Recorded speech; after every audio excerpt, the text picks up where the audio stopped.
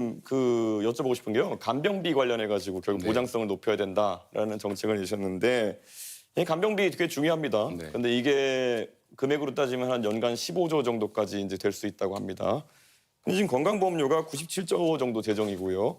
지금 추기에 따르면은 2033년 되면은 마이너스 30조 정도로 적자가 난다. 이런 얘기가 나오고 있습니다. 최근에 의정 갈등으로 잠깐 흑자가 난 것처럼 보이지만은 구조적으로는 마이너스 30조 적자가 날 수밖에 없는데 그러면은 그 15조 정도의 어떤 추가적인 간병비 혜택이 들어가게 되면은 이거의 재원 마련은 어떻게 되는 것입니까? 그게 전액이 다 든다고 생각하는 것 전제가 좀 잘못된 것 같고요. 그럼 어느 정도 비율로 생각하시는지? 저는 우리 의료재정이 허용되는 범위 내에서 간호, 간병을 복합적으로 하는 게 필요하다. 그리고 그것도 대상자나 질병이나 이런 것들에 따라서 재정 여건에 따라서 확대해 갈 필요가 있다는 것이고요. 특히 요양병원도 이런 간병 지원을 좀 해야 되겠다고 해서 정부도 지금 시범 사업을 하고 있는데 그런 식으로 조금씩 늘려가면 됩니다. 그러니까 이재명 후보 말씀은 허용되는 범위 내에서 하겠다는데 제가 아까 제시해드린 것이 마이너스 30조 정도의 상황이다. 그런데 마이너스 30조에 허용되는 부분이 뭡니까? 그래서 제가 질문드리고 싶은 것이 이런 뭐 당연히 복지라는 것은 국민들이 필요로 하는 것들이 있겠지만은 우선순위를 둬야 되는 것이고 혹시 그럼 지금 건강보험료 나가는 것 중에서 방만하게 운영된다고 생각하는 혹시 지적할 만한 부분이 있으신지 그게 없다면은 그냥 건강보험료를 지금 한 100조에서 16조 정도 늘려야 된다는 얘기가 나오는 거 아니겠습니까? 그러면은 각자 내는 비용이 한 16조 늘어난다는 거 아니겠습니까? 자, 대답해도 될까요? 예, 대답해 주십시오. 저는 우리 의료보험 재정 지출 중에서 예를 들면 지금 의료 쇼핑 같은 거 있지 않습니까? 너무 무제한적으로 이 병원 저 병원 다니는 게 있고 아주 경증이고 간단하게 진료할 수 있는데도 다 병원을 이용하는 이런 부분들에 대해서 약간의 조정이 좀 필요하지 않을까 싶은 생각을 하고요. 사실 그 부분 지출이 너무 많기 때문에 그 부분에 대한 통제들을 좀 하면 상당 정도의 재정 절감이 가능하지 않을까 그렇게 생각합니다. 그렇게 해서 보통 줄일 수 있는 게 2조 원 정도, 3조 원 정도로 얘기합니다. 의료 쇼핑이라 얘기하시는 거는 뭐 365일 중에 366번 이상 외래 진료를 가는 분들이든지 이런 분들을 말씀하시는 것 같고 그분들은 이미 제도가 개정되어서 자부담률이 90%까지 올라가는 상황입니다. 그러니까 그런 거 말고 현실적인 재정 대책 있으십니까? 그게 제일 크다고 생각해요. 2, 3조 규모라니까요. 그거라도 크지 않습니까? 15조 하신다면서요, 방금 전에. 내가 언제 15조 한다 그랬어요? 본인이 그렇게 주장하시죠. 간병비 몇 프로까지 그럼 지원하실 예정입니까?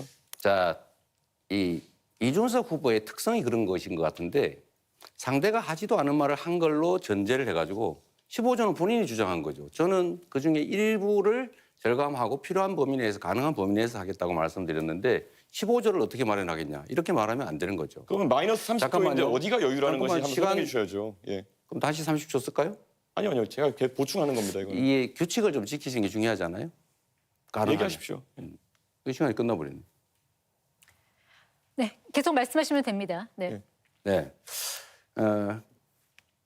이 정치적 입장이 다른 사람들끼리의 대화는 양보하고 조정하고 타협을 하는 과정인데 상대가 하는 말들을 왜곡하거나 특정 부분을 빼가지고 짜집기를 하거나 이렇게 해버리면 그거는 대화를 하는 게 아니라 사실 시비를 건다고 하죠. 그러니까 그런 것들은 좀 안 하시면 좋겠고 저는 건보 재정이 매우 어렵다. 지금 앞으로도 어떻게 될지 모른다고 하지만 저는 그 낭비적 요인들을 최대한 찾아내는데 그중에 제일 중요한 게 아까 그 문제를 지적을 했던 겁니다. 그게 15조라고 단정하시면 안 되죠. 어떻게 15조를 만들래? 이렇게 말씀하시는 것은 좀 적절치 않은 것 같아요. 예, 건강보험 재정에서 아까 말씀드렸던 것처럼 이미 33년까지 마이너스 30조가 예정되어 있고 그리고 보통 입원료 기준으로 봤을 때 한 40% 정도의 만약에 자부담률을 가져간다고 했을 때 그러면 나머지 60% 정도는 아마 지원일 테고 네. 15조 중에 최소한 9조 정도는 지원이 되는 상황일 텐데 그 퍼센트를 계속 얘기 안 하시는 거는 어떻게 얘기해도 지금 말씀하신 계획에 비해 가지고 지출해야 되는 비용이 훨씬 큽니다. 그리고 이미 적자 상태이기 때문에 제가 질문 드리는 것은 건강보험료를 그럼 그에 걸맞게 많이 올려야 되는 상황이 오지 않겠느냐라는 질문 드리는 건데 올려야 됩니까? 그 전에 우리 이준석 후보는 언제나 그러신 것 같아요.